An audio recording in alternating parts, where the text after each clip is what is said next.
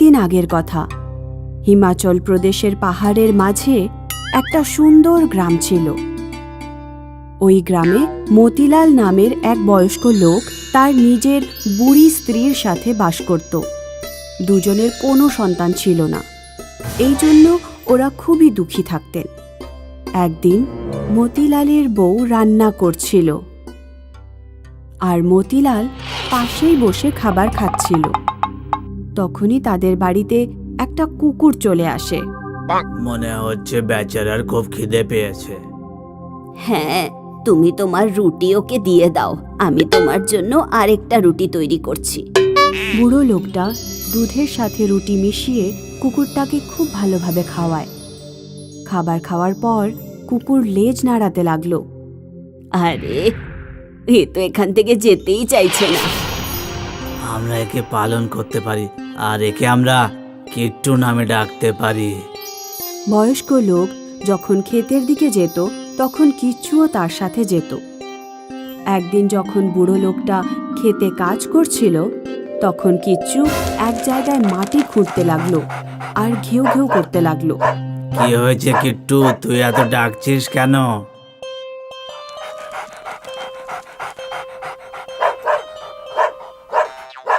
মনে হয় এখানে জমি খুঁড়তে বলছে আমাকে। কি আছে এখানে? মতিলাল কোদাল নিয়ে যায় আর কিছু যেখানে বলেছিল সেখানেই জমি খুঁড়তে শুরু করলো। কিচ্ছু খুশি হয়ে লেজ নাড়াতে লাগলো। বুড়ো লোকটার কোদাল একটা পাথরে গিয়ে লাগলো। সে পাথর সরিয়ে দেখল পাথরের নিচে একটা ঘড়া রাখা আছে। বুড়ো লোকটা ঘড়া বাইরে বের করলো, তাতে অনেকগুলো সোনা রাখা ছিল। বুড়ো যখন ঘড়া নিজের মাথায় তুলে বাড়ি যাচ্ছিল তখন গ্রামের একজন লোক চন্দন সিং সেটা দেখে নেয়। চন্দন রাত্রে ওই বুড়ো লোকটার বাড়িতে যায়। ও দেখে যে বুড়ো আর তার বউ পয়সা গুনছিল। মতিলাল, তুমি তো বলেছিলে যে তুমি খুব গরিব মানুষ, তাহলে তোমার কাছে এত সোনার কয়েন কোথা থেকে এলো বলো তো? বুড়ো লোকটা আর তার স্ত্রী খুব সৎ ছিলেন। তারা সব সত্যি কথা চন্দনকে বলে দেয়। তুমি একটা কাজ করো, তোমার কুকুরটা একদিনের জন্য আমাকে দাও, আমি তোমার উপর খুব কৃতজ্ঞ থাকবো। ঠিক আছে, নিয়ে যাও। কিচ্ছু চন্দন সিং এর সাথে যেতে চাইছিল না। ঠিক আছে, চলে যাক একটু, মাত্র একদিনেরই তো কথা। নিজের মালিকের কথা শুনে কিচ্ছু চন্দন সিং এর সাথে গেল। পরের দিন সকালে চন্দন সিং কিচ্ছুকে নিয়ে তার নিজের ক্ষেতের দিকে রওনা হলো। কিচ্ছু যদি কোথাও থামতো চন্দন সিং ওকে জোরে জোরে লাঠি দিয়ে মারত। ক্ষেত পর্যন্ত পৌঁছতে পৌঁছতে চন্দন সিং লাঠির বাড়ি মারতে মারতে কিচ্ছুকে আধমরা করে দিল। এবার তাড়াতাড়ি বল, আমার ক্ষেতে খাজানা কোথায় লুকানো আছে, না হলে এই লাঠি দিয়ে তোকে খুব মারবো। কিচ্ছু চন্দনের ওপর খুব রেগে গিয়েছিল। ও চন্দুকে মজা দেখানোর কথা ভেবে নিল। ও ক্ষেতের এক কোণে গেল আর সে মাটি হাঁচড়াতে লাগলো। চন্দনের মনে লোভ ভরে গেল। এবার আমাকে বড় লোক হতে কেউ থামাতে পারবে না। চন্দু তাড়াতাড়ি মাটি খুঁড়ে ঘড়া বাইরে বের করে, কিন্তু ঘড়ার মধ্যে অনেকগুলো ব্যাঙ, কেঁচো, পিঁপড়ে বের হয়। ওরা চন্দনের হাতে উঠে যায়। এ কি সমস্যা আবার? কিট্টু, তুই দাঁড়া এক্ষুনি। চন্দু কোদাল দিয়ে বেচারি কিচ্ছুর মাথায় মারে।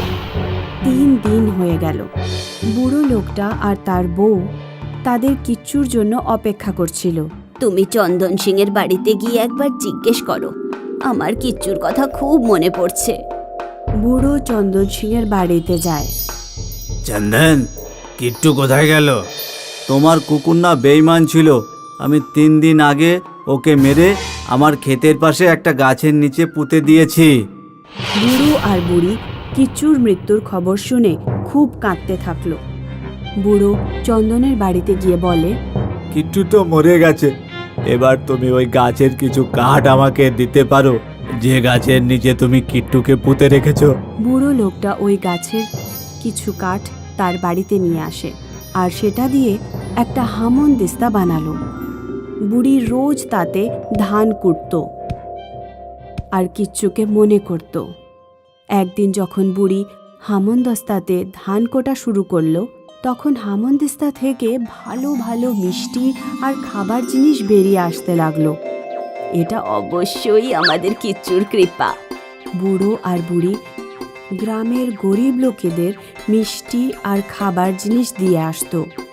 যখন চন্দন হামনদিস্তা থেকে মিষ্টি বেরোনোর খবর পায়, তখন সে মতিলালের বাড়িতে যায়। দাদা, আমাদের বাড়িতে খাবার কিচ্ছু নেই। একদিনের জন্য তুমি তোমার হামনদিস্তাটা আমাকে দিলে তাহলে খুব কৃতজ্ঞ থাকবো। দয়ালু দম্পতি চন্দনকে তাদের হামনদিস্তা দিয়ে দেয়। চন্দন হামনদিস্তা নিয়ে নিজের বাড়িতে পৌঁছয় আর নিজের বউকে বলে, তাড়াতাড়ি এর ভেতরে ধান কোটা শুরু করো, আজকে খুব ভালো ভালো খাবার খেতে পারবো আমরা গিন্নি।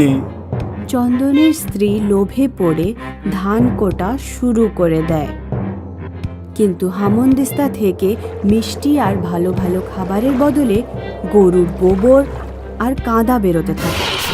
আরে এসব কি? চন্দনের খুবই রাগ ওঠে। ও জ্বলন্ত আগুনে হামনদিস্তাকে ফেলে দেয়। পরের দিন বুড়ো চন্দনের বাড়িতে হামনদিস্তা চাইতে আসে। এই গোবর আর কাদা দেখছো? তোমার হামনদিস্তা থেকেই বেরিয়েছে। আমি তোমার হামনদিস্তা আগুনে জ্বালিয়ে দিয়েছি। বুড়ো লোকটা খুবই কষ্ট পেল। হামনদিস্তা জ্বালিয়ে দিয়েছো, ঠিক আছে, কোনো ব্যাপার না, কিন্তু ওর কিছুটা ছাই আমাকে দাও, সেটাই আমার শেষ স্মৃতি হবে। মনে হচ্ছে বুড়োর মাথা খারাপ হয়ে গেছে একেবারে। চন্দন দুমুঠো ছাই একটা ব্যাগে ভরে বুড়োকে দিয়ে দেয়। বুড়ো বাড়িতে ফিরে তার নিজের বউয়ের কাছে এসে বসে। হামনদিস্তা কোথায় গেল? হামনদিস্তা পড়িয়ে দিয়েছে, এখন আমাদের কাছে ছাই ছাড়া আর কিচ্ছু নেই। একটা ঝোড়ো হাওয়া আসে আর বুড়োর হাত থেকে ছাই উড়ে যায়, ওর বাগানে চলে যায়। শুকনো থাকা গাছপালা আবার সতেজ হয়ে ওঠে আর তার মধ্যে ফুল ফোটে ওঠে। মনে হচ্ছে কিচ্ছু এখনো আমাদের সাথে আছে। ছাই থেকে ফুল ফোটার খবর গ্রামের সবাই জেনে যায় আর কথাটা রাজার কানে পৌঁছয়। রাজা সেই সময় বুড়ো লোকটাকে প্রাসাদে ডাকে। আমার কাছে একটা বাগান আছে, কিন্তু সেই বাগানে কোনো ফুল ফোটে না। তুমি যদি ওই বাগানে ফুল ফোটাতে পারো, দেখো তো তুমি কিছু করতে পারো কিনা। বুড়ো লোকটা রাজার বাগানে খানিকটা ছাই উড়িয়ে দেয়। রাজার ফুলের বাগান দেখতে দেখতে সবুজ হয়ে ওঠে আর তাতে ফুলও ফুটে যায়। রাজা বুড়ো লোকটাকে অনেকগুলো উপহার দেয়। বুড়ো লোকটা তার বউয়ের সাথে তীর্থযাত্রায় বেরিয়ে পড়ে। অন্যদিকে যখন চন্দনের বউ ব্যাপারটা শুনতে পায় যে রাজা মতিলালকে বকশিশ দিয়েছে, তখন সে চন্দনকে বলে, ওই হামনদিস্তার ছাই এখনো আমাদের উনুনের মধ্যেই পড়ে আছে, তুমিও ওখানে যাও না আর বলো যে ছাই দিয়ে তুমিও ফুল ফোটাতে পারো। প্রতিবেশী রাজ্যের রাজাও বাগানে ফুল ফুটত না। রাজা যখন ব্যাপারটা জানতে পারে যে চন্দন নামের একজন ব্যক্তি ছাই থেকে ফুল ফোটাবার চিন্তা করছে, তখন সে চন্দনকে নিজের রাজ্যে ডেকে আনে। আপনি একেবারে চিন্তা করবেন না, আমি এক্ষুনি আপনার ফুলের বাগানে ফুল ফুটিয়ে দিচ্ছি। চন্দন বকশিসের লোভে পড়ে ফুলের বাগানে ছাই উড়িয়ে দেয়।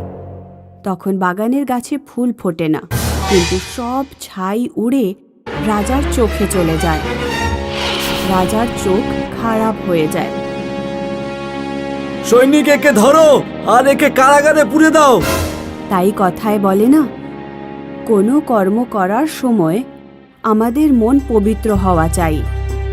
আমরা যদি শুদ্ধ মনে কোনো কাজ করি তবেই আমরা পুরস্কৃত হই, আর আমরা যখন লোভের বশবর্তী হয়ে কোনো কাজ করি তখনই আমাদের সাজা হয়।